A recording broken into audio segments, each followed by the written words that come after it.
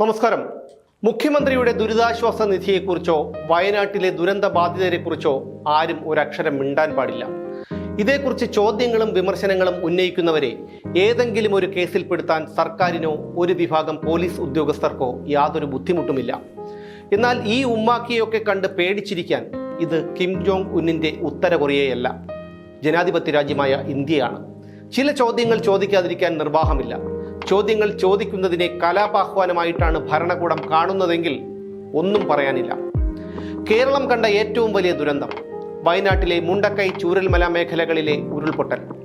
നൂറുകണക്കിന് ആളുകളുടെ ജീവനും സ്വത്തും കവർന്നെടുത്ത ആ ദുരന്തം നടന്നിട്ടിപ്പോൾ മാസങ്ങൾ 5 പിന്നിട്ടിരിക്കുന്നു. കേന്ദ്ര സംസ്ഥാന സർക്കാരുകളുടെ വാക്കുതർക്കങ്ങൾക്കൊടുവിൽ ദുരിതബാധിതരുടെ പുനരധിവാസത്തിനുള്ള സമഗ്ര പദ്ധതിക്ക് മന്ത്രിസഭ അംഗീകാരം നൽകി. കൽപ്പറ്റ നഗരസഭയിലെ എൽസ്റ്റൺ എസ്റ്റേറ്റ്, മേപ്പാടി പഞ്ചായത്തിലെ നെടുമ്പാല എസ്റ്റേറ്റ് എന്നിവിടങ്ങളിലായി 2 ടൗൺഷിപ്പുകൾ വികസിപ്പിച്ച് 1000 ചതുരശ്ര അടിയിലുള്ള വീടുകൾ നിർമ്മിക്കാനാണ് തീരുമാനം. മുൻകാലങ്ങളിൽ നിന്ന് വ്യത്യസ്തമായി വയനാട് ദുരന്തത്തിന്റെ പശ്ചാത്തലത്തിൽ പണം നൽകുന്നതിന് പകരം വീടുകൾ നിർമ്മിച്ചു നൽകാനാണ് വ്യക്തികളും സംഘടനകളും സന്നദ്ധത പ്രകടിപ്പിച്ചത്. അതിന്റെ കാരണം ഞാൻ പറയാതെ തന്നെ അരിയാഹാരം കഴിക്കുന്ന കേരളത്തിലെ പൊതുജനങ്ങൾക്ക് മനസ്സിലാകും. കത്തോലിക്ക സഭ, കർണാടക മുഖ്യമന്ത്രി സിദ്ധരാമയ്യ, രാഹുൽ ഗാന്ധി, അഖിൽ മാരാർ, മുസ്ലിം ലീഗ്, കോട്ടയ്ക്കൽ ആര്യവൈദ്യശാല, കാന്തപുരം ഉസ്താദ്, national service scheme, Gokulam group, orthodox സഭ, world Malayali council, DYFI, youth Congress ഇവരൊക്കെ വീടുകൾ നിർമ്മിച്ചു നൽകാമെന്ന വാഗ്ദാനമാണ് മുന്നോട്ട് വെച്ചത്.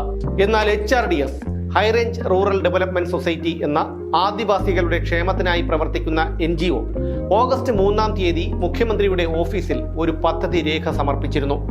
ഗുണഭോക്താക്കളുടെ പട്ടികയും വീടുകൾ നിർമ്മിക്കാനുള്ള ഭൂമിയും കണ്ടെത്തി നൽകിയാൽ എത്ര പേർക്കാണോ വീടുകൾ നഷ്ടപ്പെട്ടത് അത്രയും പേർക്ക് വീടുകൾ നിർമ്മിച്ചു നൽകാമെന്ന പദ്ധതി രേഖയായിരുന്നു അവർ മുഖ്യമന്ത്രിയുടെ ഓഫീസിൽ സമർപ്പിച്ചത്.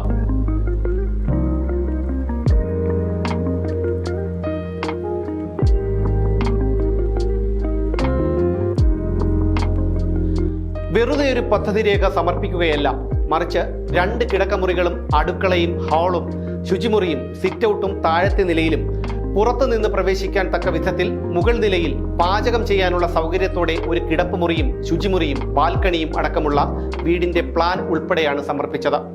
വിനോദസഞ്ചാര കേന്ദ്രമായ വയനാട്ടിലെത്തുന്ന സഞ്ചാരികൾക്ക് താമസ സൗകര്യമൊരുക്കാനും അതിലൂടെ വീട്ടുടമയ്ക്ക് ഒരു വരുമാനം കണ്ടെത്താനുമാണ് ഓരോ വീടുകൾക്ക് മുകളിലും പാചക സൗകര്യമുള്ള മറ്റൊരു മുറി കൂടി HRDS ഒരുക്കിയത്.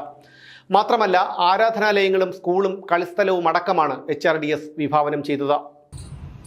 വയനാട്ടിൽ ഉണ്ടായ പ്രകൃതി ദുരന്തത്തിൽ വീടുകൾ നഷ്ടപ്പെട്ട മുഴുവൻ പേർക്കും വീടുകൾ നൽകുകയും അവരുടെ തുടർന്നുള്ള ഉപജീവന മാർഗം കണ്ടെത്തുന്നതിന് വേണ്ടിയിട്ടൊരു ടോട്ടൽ റീഹാബിലിറ്റേഷൻ്റെ ഒരു പദ്ധതിയാണ് HRDS കേരള ഗവൺമെൻറ്റിന് സമർപ്പിച്ചത്.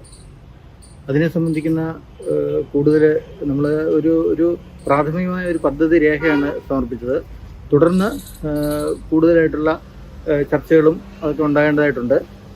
ഇപ്പോൾ HRDS അവിടെ പ്ലാൻ ചെയ്യുന്നത് നമ്മളൊരു 2 മുറിയും ഒരു ഹോളും അടങ്ങുന്ന ഒരു താഴ്ത്ത നിലയിൽ ആ വീട്ടിലുള്ള ഈ ദുരന്തത്തിൽപ്പെട്ടവർക്ക് താമസിക്കാനും അവരുടെ 2ാമത്തെ നിലയിൽ ഗസ്റ്റുകളെ താമസിപ്പിക്കുന്നതിന് വേണ്ടിയിട്ട്, ഗസ്റ്റുകളെന്ന് ഉദ്ദേശിക്കുന്ന അവിടെ ഈ ടൂറിസം മേഖലയാണ്. അപ്പോൾ ഇവർക്കൊരു ദൈനംദിന ചെലവുകൾ കഴിഞ്ഞു പോകേണ്ടതായിട്ടുള്ളത് കൊണ്ട് തന്നെ അതിന് വേണ്ടിയിട്ടുള്ള ഒരു സംവിധാനം എന്നുള്ള രൂപത്തിൽ ടൂറിസം ഇതിൻ്റെ ഒരു സാധ്യത കൂടെ ഇതിൽ ഉപയോഗിച്ചുകൊണ്ട് ഒരു വലിയ മാറ്റം ഇവർക്കുണ്ടാക്കാനുള്ള ശ്രമമാണ് നമ്മൾ നടത്തുന്നത്.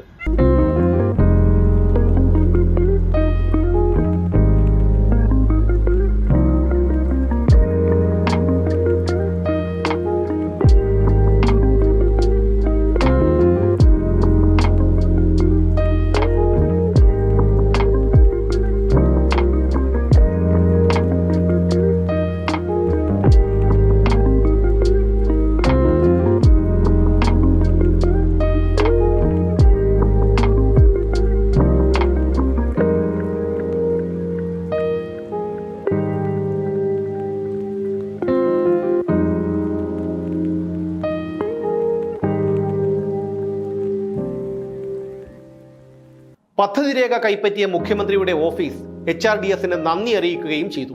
എന്നാൽ പിന്നീട് ഇതേക്കുറിച്ച് യാതൊരു അറിയിപ്പുകളും കിട്ടിയിട്ടില്ല എന്നാണ് HRDS അധികൃതർ പറയുന്നത്. പൊതുഖജനാവിൽ നിന്നോ മുഖ്യമന്ത്രിയുടെ ദുരിതാശ്വാസ നിധിയിൽ നിന്നോ 10 പൈസ പോലും ചിലവാകാതെയുള്ള പദ്ധതിയാണ് HRDS മുന്നോട്ട് വെച്ചത്.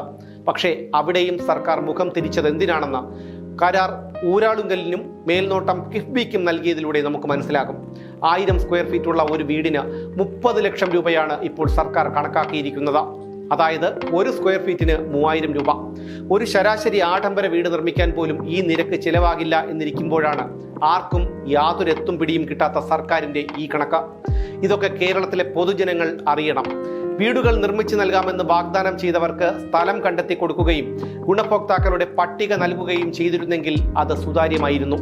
മേൽനോട്ടത്തിന് സർക്കാരിന്റെ ഏതെങ്കിലും ഏജൻസിയെ ഏൽപ്പിച്ചാൽ മതിയായിരുന്നു.